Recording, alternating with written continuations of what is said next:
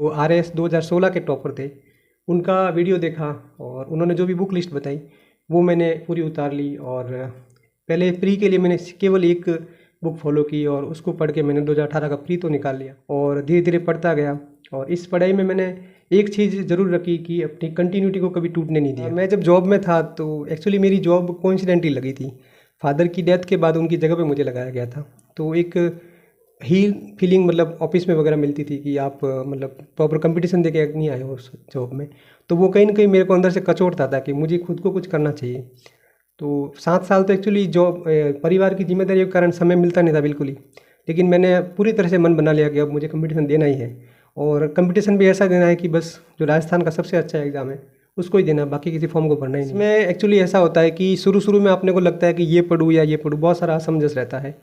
लेकिन एक स्टोरी चलती है कि जैसे आप पानी के बाहर खड़े रह के सोचते हो कि मैं कैसे तैरूँ, मैं जहाज में जाऊँ या फिर ये जैकेट लेके चलूँ, ये सारे सवाल आपको करते हैं। रूल चलता है कि आप 3 महीने तक स्टडी को कंटिन्यू कीजिए, आपको अपने आप ही सारा रास्ता दिखना स्टार्ट हो जाएगा कि क्या करना चाहिए। यहाँ जो स्कूलिंग का कॉलेज का एक कल्चर चला हुआ है कि जैसे कॉलेज में 1 वीक सीरीज पढ़ के लोग एग्ज़ाम निकालते हैं, तो उनके बेस वगैरह स्ट्रॉन्ग होते नहीं हैं।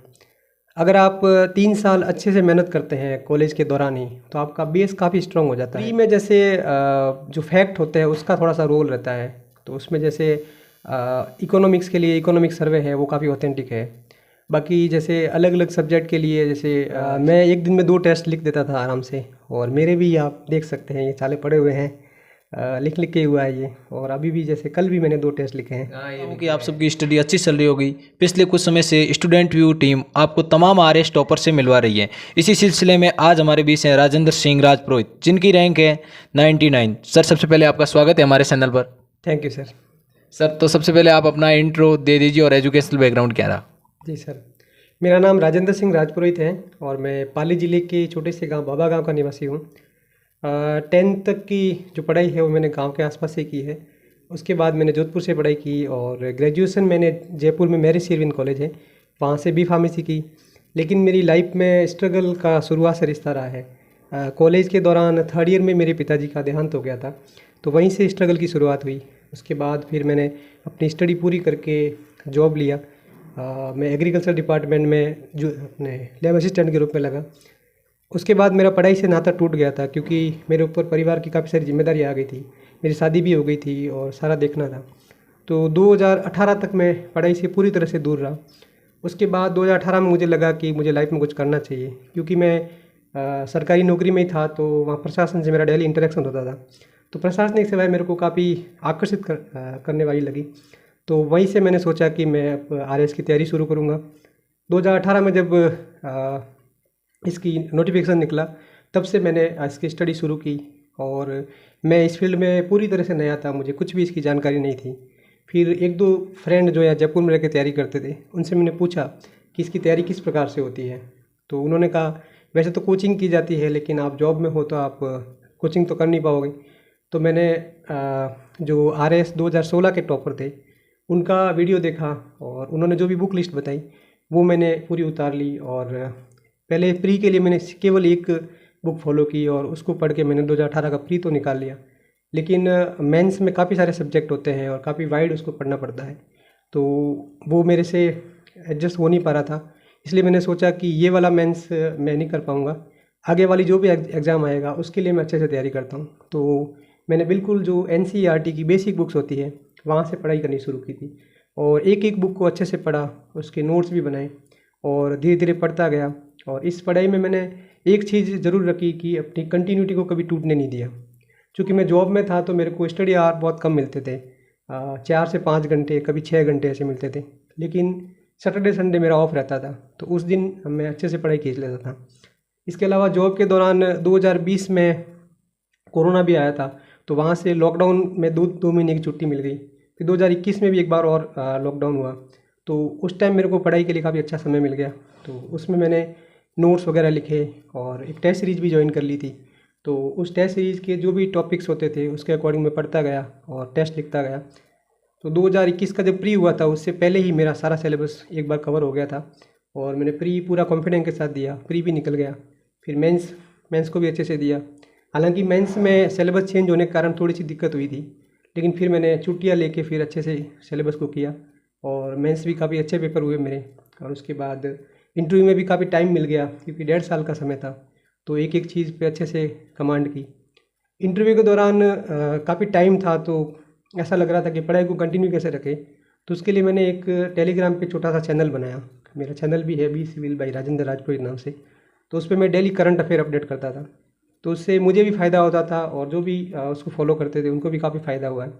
तो उससे मेरी पढ़ाई में कंटिन्यूटी बनी रही और मेरा इंटरव्यू भी काफ़ी अच्छा हुआ। इंटरव्यू देने के बाद मैं आश्वस्त था कि मेरा सिलेक्शन तो हो जाएगा, बस भगवान की कृपा से रैंक भी काफ़ी अच्छी आ गई। जैसा कि सर ने आपको शुरुआती दौर में ही बता दिया कि सर की बहुत स्ट्रगल लाइफ रही। तो सर जैसा कि आपने बताया कि आपको सर्विस होने के नाते भी 8 साल तक आपने कोई पढ़ाई से आपका कनेक्शन नहीं दिया, फिर भी आप 8 साल एक पढ़ाई को छोड़ के दोबारा पढ़ाई को करना बहुत कठिन होता है, कैसे किया सर ये? जी सर, मैं जब जॉब में था तो एक्चुअली मेरी जॉब कोइंसिडेंटली लगी थी। फादर की डेथ के बाद उनकी जगह पे मुझे लगाया गया था, तो एक हील फीलिंग मतलब ऑफिस में वगैरह मिलती थी कि आप मतलब प्रॉपर कंपटीशन दे के नहीं आए हो उस जॉब में।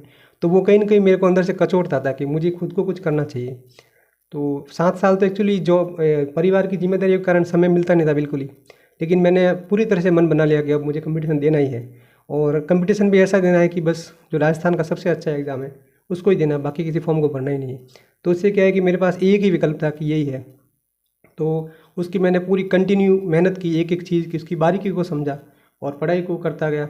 इसके अलावा मैंने मोटिवेट रहने के लिए योग और ध्यान ध्यान का सहारा लिया, तो वहाँ से काफ़ी मेरे को मोटिवेशन मिलता गया और पढ़ाई में मैंने कंटिन्यूटी रखी। इससे मतलब मेरे अंदर अंदर अपने आप ही एक मोटिवेशन जगता रहा कि बस मुझे ये वाला एग्ज़ाम निकालना है। सर ये आपका कौन सा अटेम्प्ट था? वैसे मेरा ये सेकंड अटेम्प्ट कह सकते हैं, लेकिन सही मायनों में देखा जाए तो ये पहला अटेम्प्ट ही था, क्योंकि जो 2018 का जो था वो मैंने हीट एंड ट्राई के रूप में किया था, केवल प्री निकल गया था। मेंस का मुझे कुछ भी नॉलेज नहीं था, तो मैंने जीरो से शुरू की थी, तब तक मेंस आ चुका था, इसलिए मेंस मेरा अच्छा नहीं हुआ था।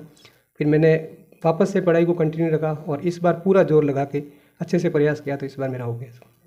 मतलब सर काफ़ी एस्पिरेंट्स से बात होती है जो मतलब नए आते हैं, 12th करते ही आ जाते हैं, कोई कैसी मतलब कॉलेज करने के बाद आते हैं, तो उन एस्पिरेंट्स को आप क्या कहना चाहते हैं? एक शुरुआती दौर में शुरू करना बहुत कठिन होता है, कौन कौन सी बुक पढ़े, बहुत सारा मटेरियल होता है, कोचिंग ले या नहीं ले? जी सर, इसमें एक्चुअली ऐसा होता है कि शुरू शुरू में आपने को लगता है कि ये पढ़ूँ या ये पढ़ूँ, बहुत सारा असमंजस रहता है।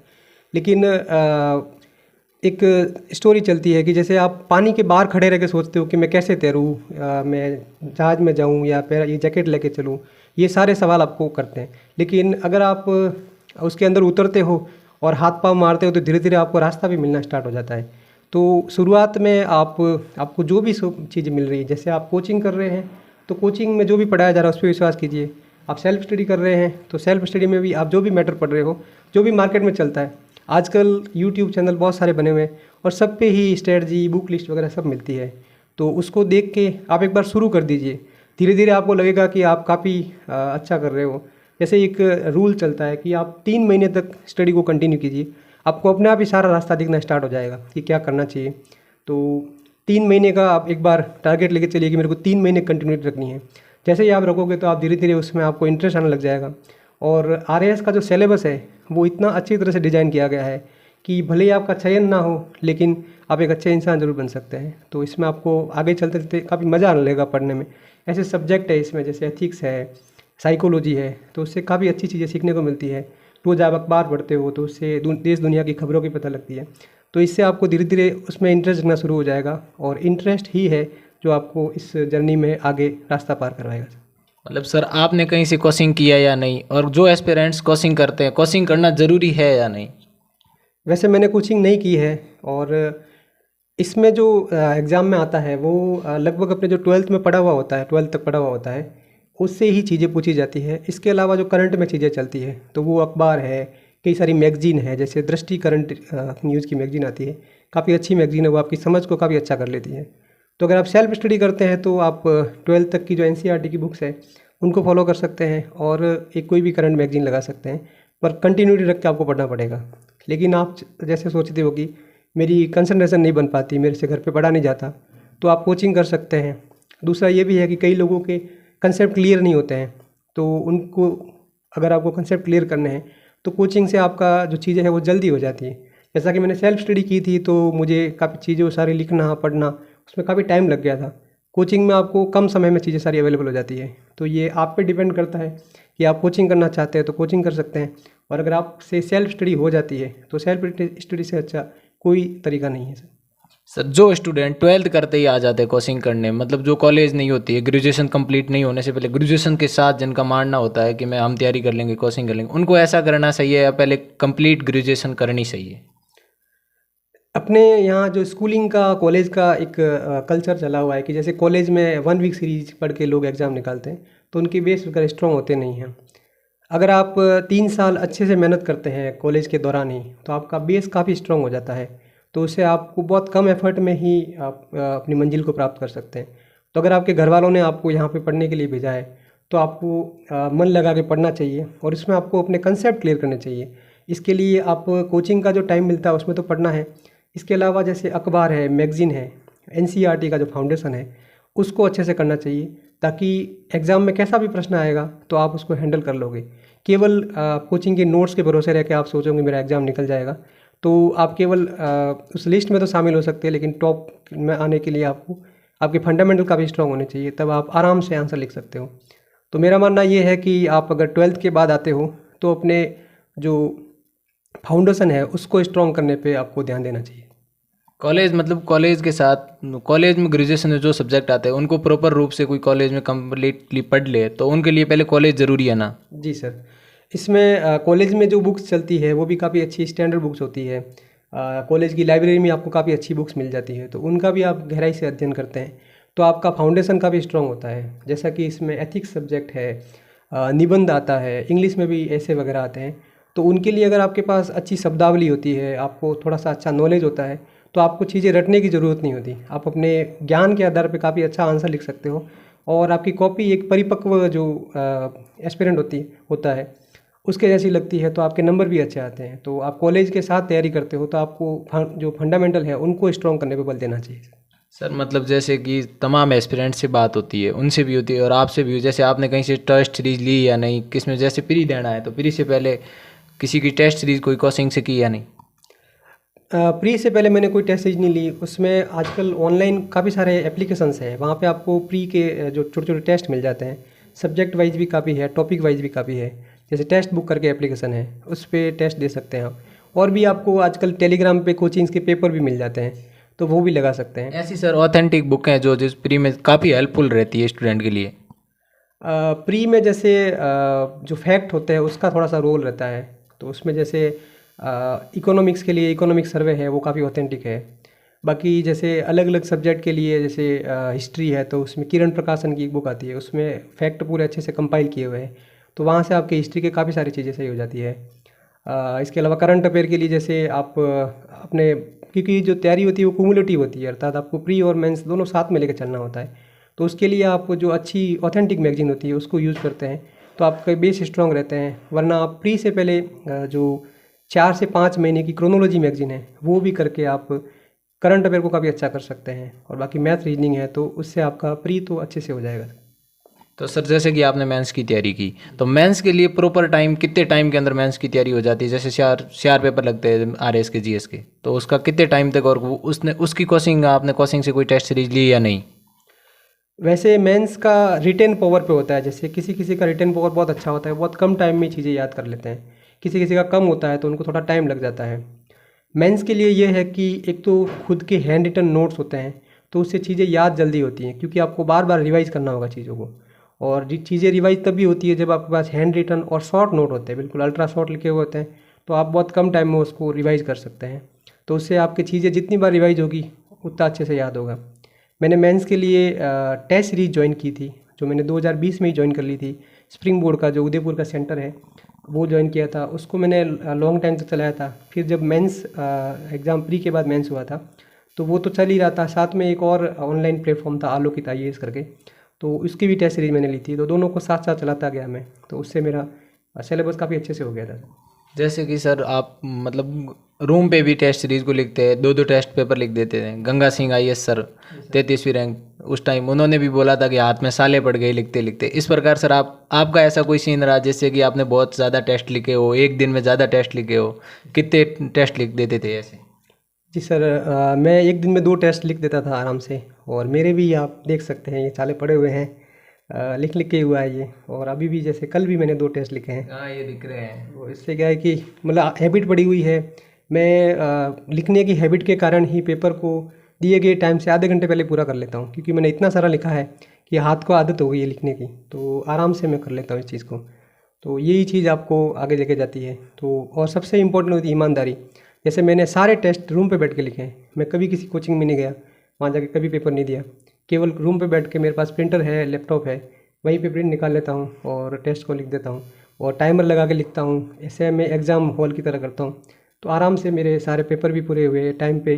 मेन एग्ज़ाम में भी मेरे एक सवाल भी नहीं छूटा, सारा पेपर किया मैंने। और यही रीज़न है कि मैं इंटरव्यू देने वालों में भी शामिल था, और अंतिम जो लिस्ट निकली उसमें भी टॉप रैंक में शामिल हुआ सर। तो सर इंटरव्यू के लिए आपने कहीं से मतलब मॉक टेस्ट किए या? जी सर, इंटरव्यू के लिए क्या है कि सर बोलने की प्रैक्टिस काफ़ी ज़्यादा होती है, तो उसके लिए मॉक इंटरव्यू अगर आप देते हैं तो आपका हेजिटेशन दूर हो जाता है, आपकी कम्युनिकेशन स्किल सुधर जाती है। तो इंटरव्यू के लिए जयपुर में जैसे स्प्रिंग बोर्ड है, सम्यक है, यहाँ पे मैंने मॉक इंटरव्यू दिए थे, तो उससे काफ़ी सारा मेरा सुधार हुआ था। इसके अलावा जोधपुर में उत्कर्ष है, 3-4 जगह पे मैंने मॉक दिए, लगभग 20 के आसपास मॉक दिए थे मैंने। तो उससे मेरा हेजिटेशन दूर हो गया, और जब मैं आरपीएससी में इंटरव्यू देने गया तो मुझे लगा ही नहीं कि मैं इंटरव्यू देने आया हूँ। मुझे लगा जैसे मैं मॉक इंटरव्यू देने आया हूँ, और एकदम कूल और कॉन्फिडेंट होकर मैंने इंटरव्यू दिया। तो मेरा इंटरव्यू भी काफ़ी अच्छा हुआ था सर। काफ़ी टॉपर से सर बात होती है, जैसे कि इंटरव्यू में जाने से पहले उनको ये हेजिटेशन सा होता है, अंदर जाने के बाद नॉर्मल रहते हैं। आपके साथ ऐसा हुआ क्या? इसमें सर एक ध्यान की अवधारणा है कि अगर आप ध्यान करते हो और लंबी गहरी सांसें लेते हो तो आप अपने आप को नॉर्मल रख पाते हो, क्योंकि आप जब अंदर घुसते हो तो एकदम से आप हेजिटेशन फील करते हो। लेकिन अगर आप लंबी गहरी सांसें लेते हो, रोज़ाना ध्यान करते हो, तो आपको बिल्कुल भी एहसास नहीं होगा कि आप किसी के सामने एकदम हेजिटेट हो रहे हो।